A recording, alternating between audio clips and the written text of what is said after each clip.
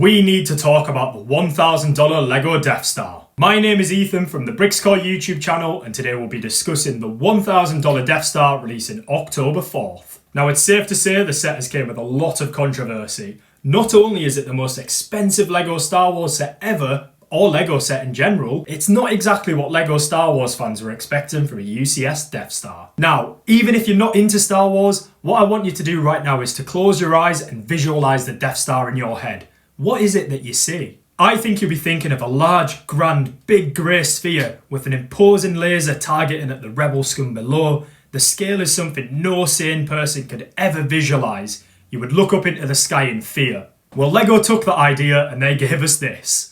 Now don't get me wrong, I'm not against the stylistic choice, I just don't think it was the best option that LEGO could have picked. Now if you follow me on either my TikTok or my Instagram, the link to which are both in the description below, you will know how much I love the LEGO diorama sets, and this is essentially the super diorama. Each depiction of each scene and room is absolutely immaculate, my personal favourites being the hangar, the throne room and the turbo laser. I really can't think of a scene that LEGO's managed to miss here. They've got absolutely everything you would want in terms of scenes. And also, going back to the hangar for a moment, that Imperial shuttle build is absolutely immaculate from this scale. It looks beautiful. And for me, this is as far as my compliments go. Let's move on to what I'm not as impressed with. Now, it wouldn't be a true LEGO Death Star if we didn't talk about the price. $1,000 for a LEGO set is absolutely insane. Now, it's no secret that LEGO is an expensive product. It always has been and it always will be, but now we're hitting a new price range that we've never seen before.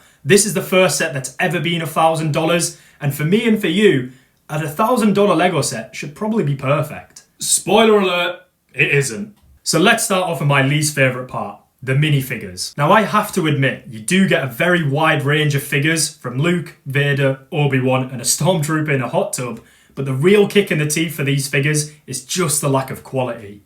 Many of the officers are missing dual moulded legs, Luke and Han don't even get given helmets to complete the Stormtrooper disguise. The biggest victim of this is by far C-3PO, who doesn't have dual moulded legs in a $1,000 set, despite getting them in two much cheaper sets, that being the buildable C-3PO and the Landspeeder.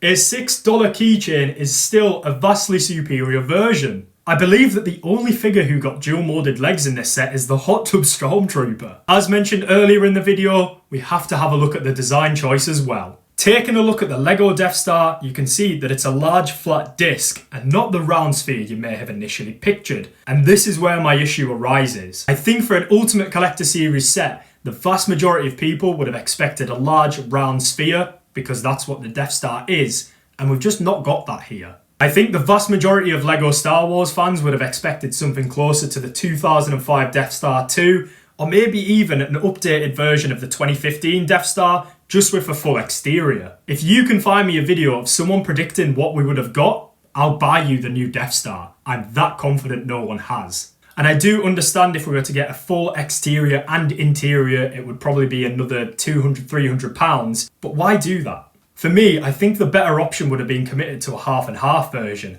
having half the Death Star be in the sphere and then allowing you being able to access all the rooms. This would have allowed it the people who wanted to display it as a Death Star to have that option, and the people who want the scenes to put the figures inside that option too. I'll show you an example of this. Here's the Pyramids of Giza set that was released, and as you can see, one side being the exterior is fully built up, and then it's split in half so you can also access the interior. I think this would have worked for both fans who wanted the exterior and the interior so you could display it or play with it. I think that would have been a much better option. For my overall thoughts on this Death Star, I'm just not entirely sure who the target audience is. In my opinion, the people who are going to buy an Ultimate Collector Series set are the ones that just want to display it, not play with it. That means the set needs to be the most accurate set that's ever been made, and this just isn't faithful to how it is seen in the films. And while I can appreciate the coolness of this concept, having all the different characters, all the different scenes, being able to recreate the best parts of episode 4 and 6, I think that Ultimate Collector Series fans would have just preferred a full Death Star.